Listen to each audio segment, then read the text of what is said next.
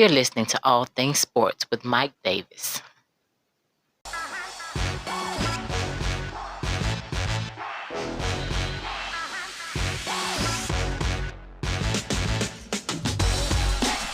Hey, what is going on, everybody? Glad you can join me on another podcast of All Things Sports with Mike Davis. I thank you for including my podcast into your day.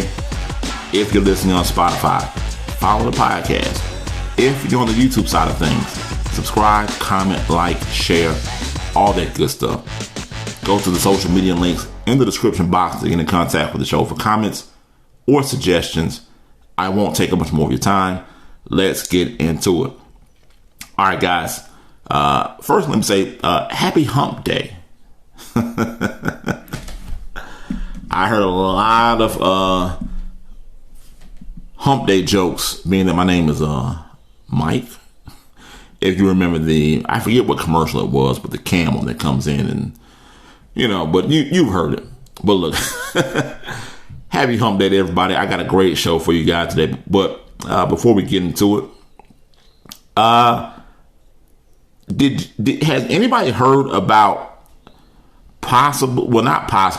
it's passed now that in certain states there are going to be colleges are allowed to take a player's money that he earns and put it in a pool to distribute amongst other players. I believe it's up to like 70% of it, something like that. Now, this is a story I just read, and I was reading what Mark Richt had to say about it, and former head coach of the Georgia Bulldogs and the Miami Hurricanes. Now, he said with the rules in place now where players can earn money on their likeness, players are going to focus on money, girls, then football, then school. So I really don't disagree. I don't really disagree. What was your focus when you were in school? Now, me, I wasn't really. I wouldn't say I was a ladies' man. I wasn't a ladies' man in school. So let's just get that out the way. But my focus was definitely on girls. I loved playing any sport back when I was in high school. And I say high school because I didn't go to college. So I'm trying to remember long time ago. Yeah, school definitely came last no matter what, I did have a part-time job after school, so yeah, it was girls, money, sports, maybe school, I definitely agree with what Mark Richt said. So, I asked the question, what was your focus in school? Let me know down in the comments below. And I thought that was funny, but I also think it's crazy that colleges are going to be able to take 70% of a college player's income and put it in a pool to spread amongst other players. I mean, the NCAA, man, my goodness. All right, hey, look, I got a great podcast for you guys today. In case you haven't heard, or you probably have heard by now, unfortunately, Albert Pujols was released by the Anaheim of Los Angeles. It's something ridiculous. He was released by the Angels. Now, the Angels announced the move 2 Thursdays ago on May the 6th, a day after Pujols wasn't in their lineup for the 4th consecutive loss. Albert Pujols was released by the Los Angeles Angels after clearing waivers on Thursday. Now, that was 2 Thursdays ago. Now, 1 week after the 41-year-old star slugger was designated for assignment. Now, Pujols has become a free agent and he is able to sign with any team. The Angels remain responsible for his $30 million salary in the final season of his $240 million 10-year contract. A team signing the first baseman and designated hitter would pay only a prorated share of the $570,000 Major League minimum, which would be offset against what the Angels owe him.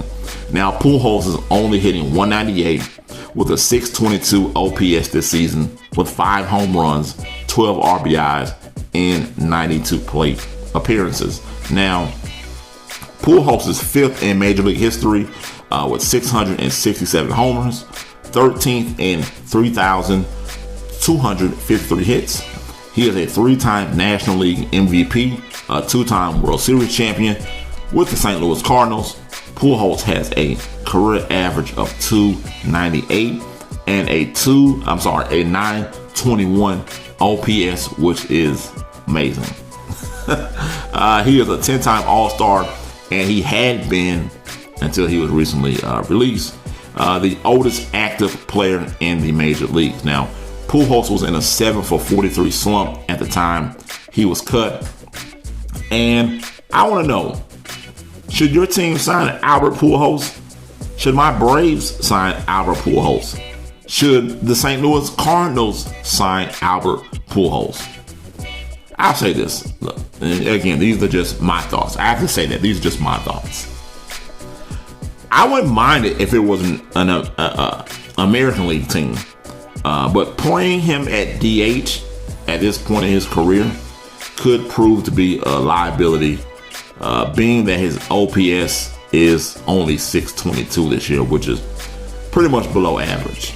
Now, sometimes, look, maybe he just needs some at-bats. That's the weird thing about baseball. If you aren't getting at-bats, it's very hard to get out of a slump. And, I know guys hit off of a tee when they're slumping, but it isn't the same as game speed. It's not the same as game action.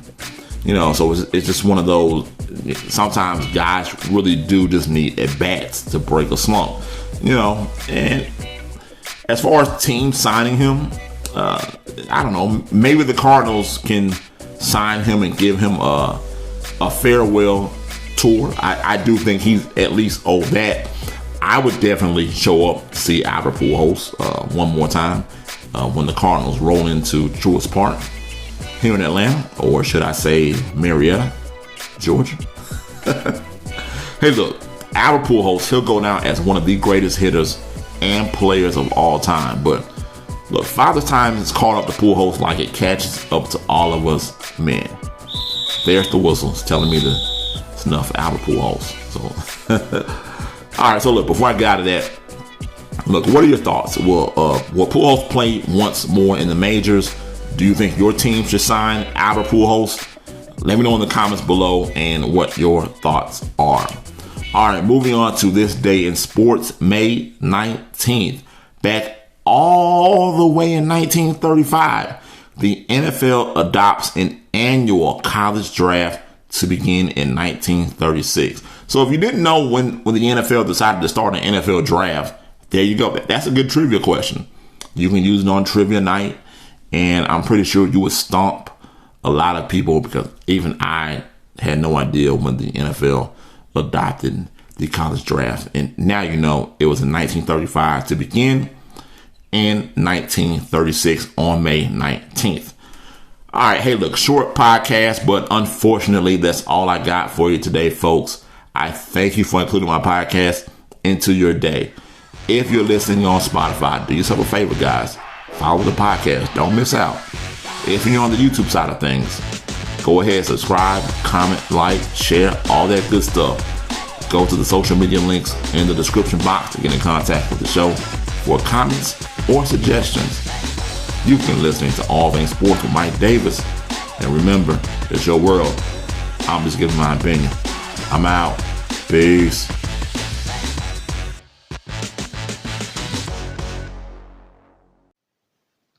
You're listening to All Things Sports with Mike Davis.